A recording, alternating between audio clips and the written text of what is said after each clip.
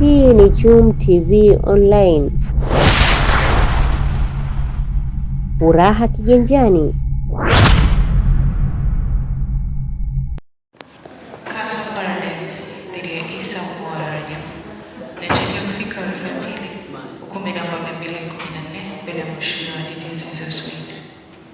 Industrial application namba 15 mwaka 2024.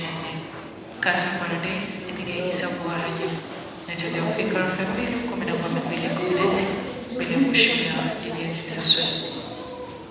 Criminal case namba 2 ya mwaka 2024. DPP dhidi ya Khadija Shaban Ali inatarajiwa kufika Aprili 12 namba 214 bila mheshimiwa Didier Sissoco. Criminal case namba 2 mwaka 2025.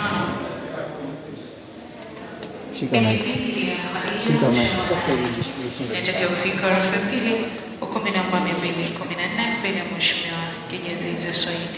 Mahakama Kuu Tunguu Zanzibar leo imetoa uamuzi wa dhamana dhidi ya mtuhumiwa Khadija Shabani Ali mwenye umri wa miaka 34, mkazi wa Chukwani mjini Unguja.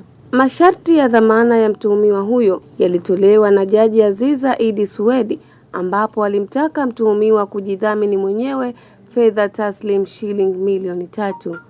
Mbali na masharti hayo, alitakiwa kuwa na wadhamini watatu. Kati ya wadhamini hao wawili wawe wafanyakazi wa Serikali ya Mapinduzi ya Zanzibar, wawe na vitambulisho vya ajira na barua ya mkuu wa idara anayofanyia kazi.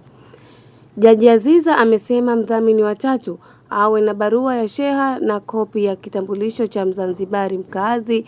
Aidha, wadhamini hao walitakiwa kusaini bondi ya shilingi milioni 3 kila mmoja.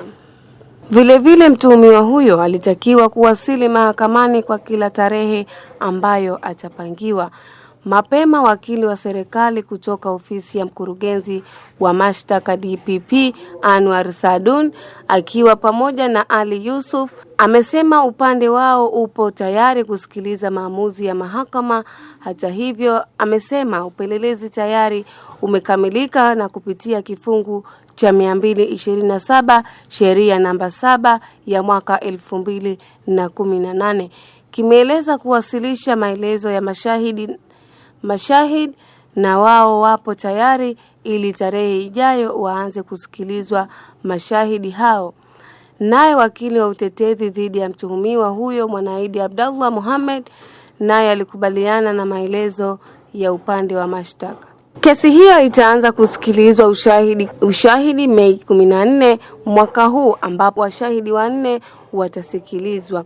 Itakumbukwa kuwa mtuhumiwa Khadija alishtakiwa mahakamani hapo kwa kosa la kutaka kujaribu kuua, kosa ambalo alidaiwa kutenda Februari 9 mwaka huu majira ya saa 7 za mchana huko Chukwani, wilaya ya Magharibi B, Unguja. Ilidaiwa kuwa kwa nia ya uovu alimkata kwa kisu katika paji lake la uso Maimuna Saidi Suleimani, shingoni, mikono yote miwili, vidole na sehemu ya nyuma ya bega. Ni kitendo ambacho ni kosa kisheria. Tokea kesi hiyo ilipofunguliwa mahakamani hapo, Khadija alibaki rumande kwa muda wa siku 49 hadi mahakama kutoa maamuzi leo. Kwa mujibu wa wakili wa serikali, alieleza kuwa kesi hiyo itakuwa na mashahidi 8 ambao watasikilizwa katika mahakama hiyo. Jina langu ni Subira Salum. Usisahau kusubscribe, kulike, kucomment na kushare.